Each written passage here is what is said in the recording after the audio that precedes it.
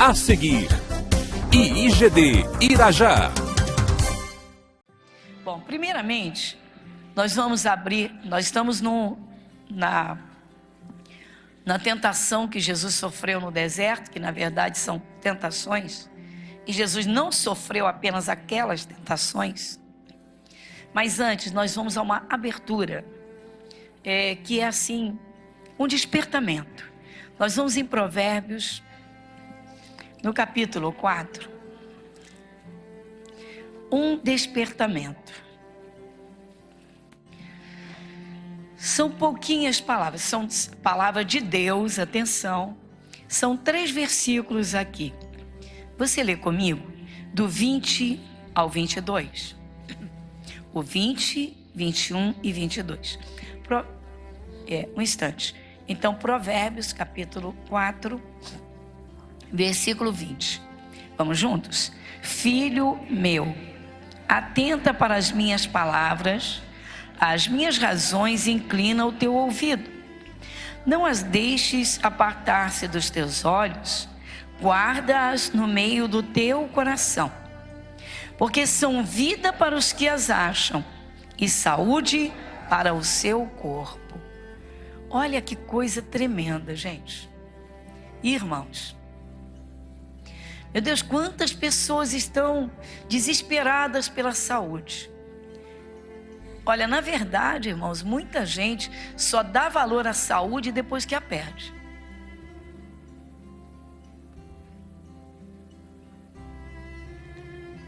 Ontem sexta-feira, eu recebi uma pessoa, não propriamente recebi, mas uma pessoa que já conhece Jesus há muitos anos e congregou conosco e congrega, mas assim, quando quer, quando tem vontade. Pessoas que dizem assim: eu não sou de viver dentro da igreja, quando eu tenho vontade eu vou.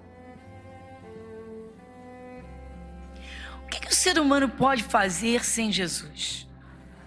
Mas as pessoas pensam que podem.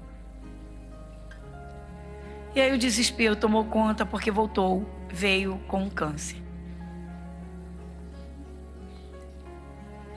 E aí que muita gente se machuca porque pensa que andar com Jesus é assim: bom, quando eu preciso, Ele é um pronto-socorro para mim.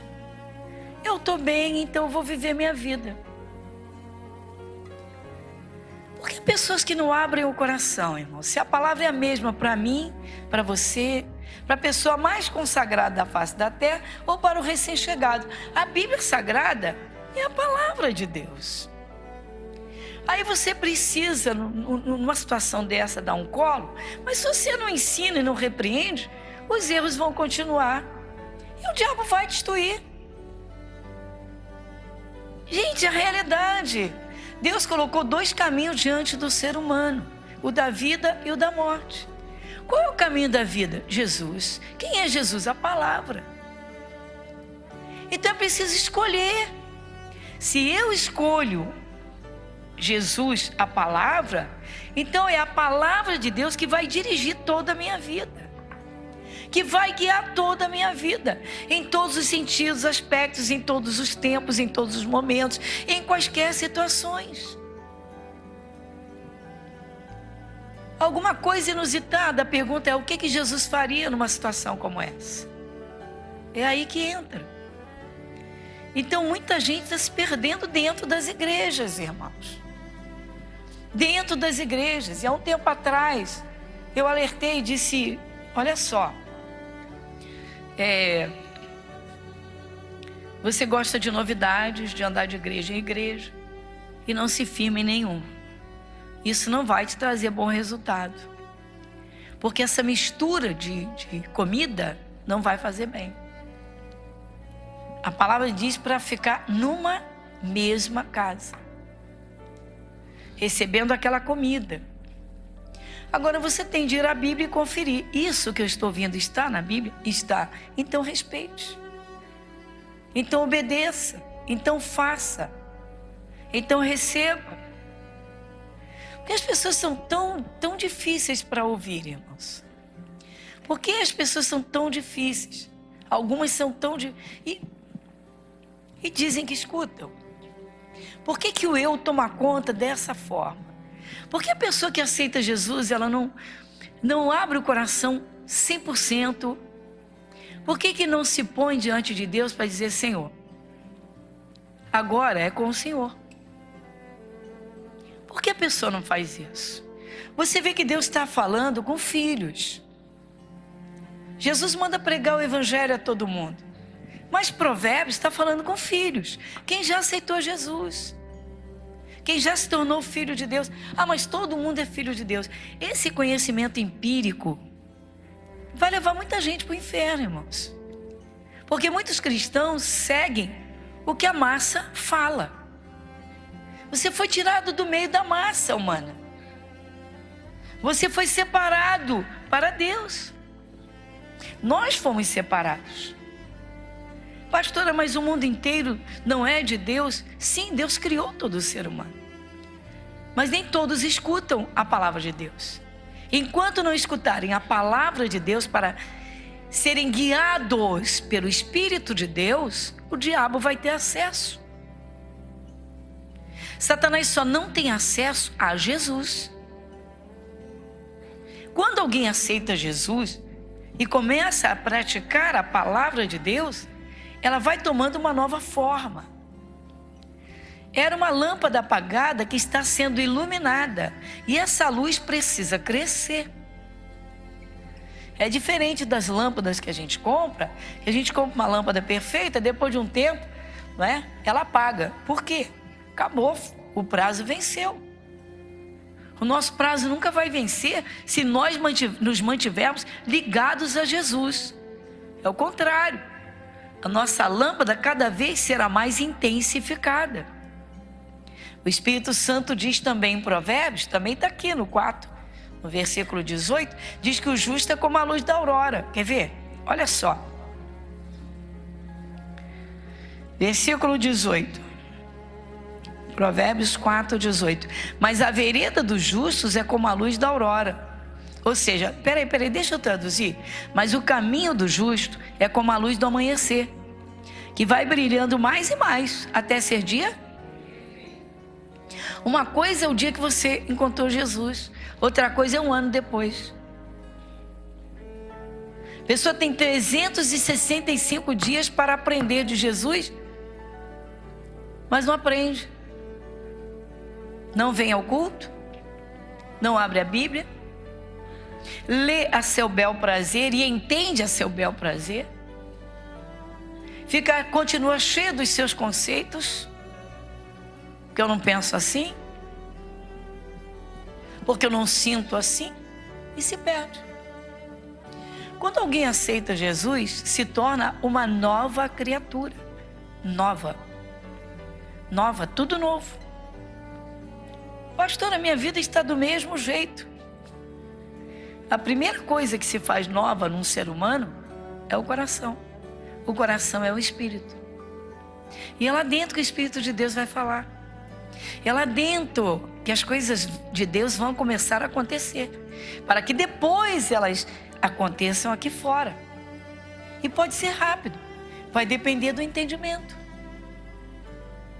Há pessoas que ficam num blá blá blá de versículos, mas não tem noção do que é uma palavra inspirada, o que seria uma palavra profética. Qual é a verdadeira profecia? A palavra de Deus. As pessoas seguem religiosos, seguem pessoas, seguem conceitos, mas deixam a palavra de lado. Hoje nós estamos aí vivendo uma era de evangélicos espertos e supostamente muito inteligentes, acima dos outros, acima de nós. Por quê? Porque nos seus conceitos fazem o que querem, o que pensam, e se sentem no direito de receber todas as bênçãos que estão na Bíblia. Ou seja, Deus tem que abençoá-los do jeito que eles pensam, do jeito que creem, do jeito que querem. Só que as coisas não funcionam dessa forma. Assim como os pais deveriam ensinar uma criança desde as primeiras coisinhas que a criança aprende com os pais, normalmente, ou seria o certo, não é? aprende a falar, aprende no que vai mexer, no que não vai mexer, até onde vai, até onde não vai, o que fazer, o que não fazer. Mas como hoje a nossa sociedade está assim, né? Assim.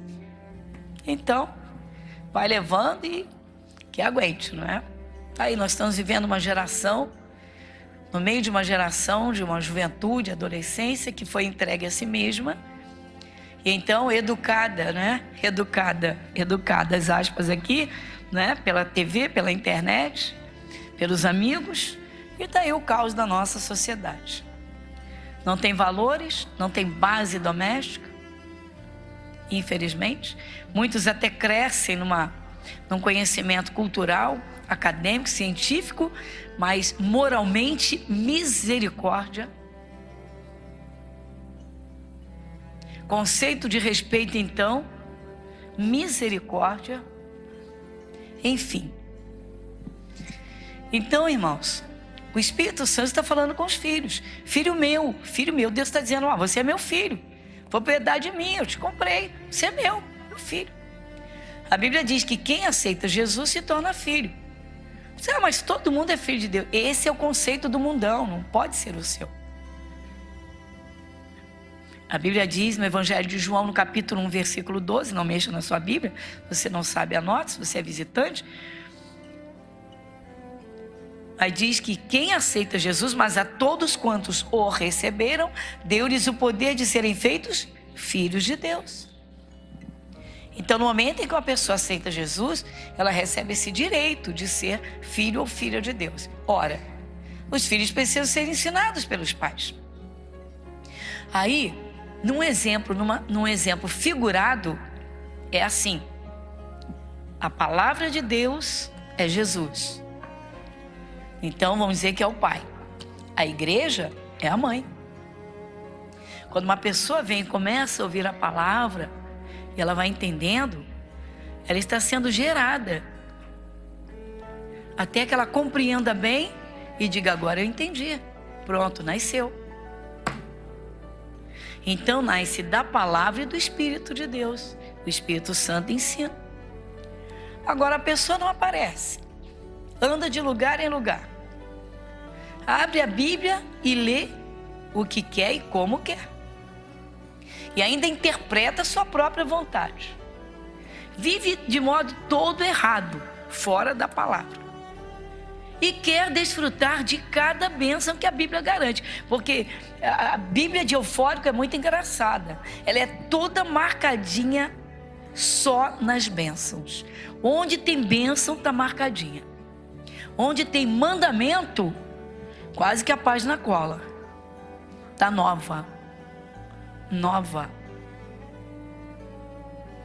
Então, filho meu, de novo, atenta para as minhas palavras, as minhas razões inclina o teu ouvido, não as deixes apartar-se dos teus olhos, guarda-as no meio do teu coração. É lá no meio, não é na superfície, não é na superfície, é lá no meio.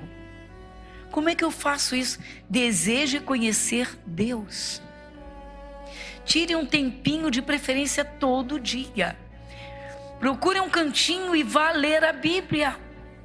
Vá refazer o culto que te chamou a atenção, onde Deus te mostrou um erro, onde Deus te garante uma bênção. Mas vá num cantinho conhecer Deus.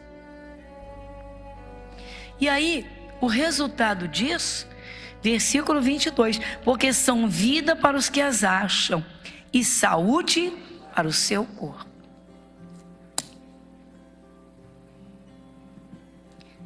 Outros são ausentes demais nos cultos,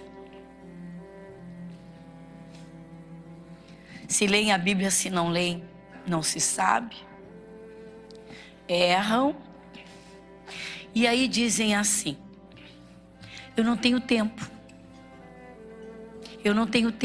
É uma das frases que nós pastores mais escutamos quando chamamos a atenção de alguém para as ausências. Eu não tenho tempo. Aí eu pergunto, você não tem tempo para Jesus? Não, para Jesus eu tenho. Eu leio a Bíblia em casa.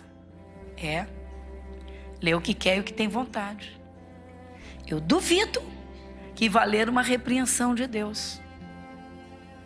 Duvido que vá ler os alertas de Deus. Tem evangélico que é muito engraçado. Ele vai só na sobremesa. Fraco que só ele. Fraco, mas vai na sobremesa. Só benção. Só benção, só promessa. Só benção. Só benção. E depois sai por aí, ô glória, só benção. Ô glória, só benção. Esses são os cristãos eufóricos. Tá assim, ó. Aí o mal ataca e entra em desespero. Sabe o que acontece? Recita versículo, recita versículo, recita versículo e não acontece nada. Não muda nada. Aí diz assim, meu Deus, por quê? E alguns ainda perguntam, por que que o mal me atingiu? Se está escrito, nenhum mal te sucederá. Olha a letra, olha a letra, olha a letra. Igreja Internacional da Graça de Deus, Avenida Monsenhor Félix, 1120, Irajá.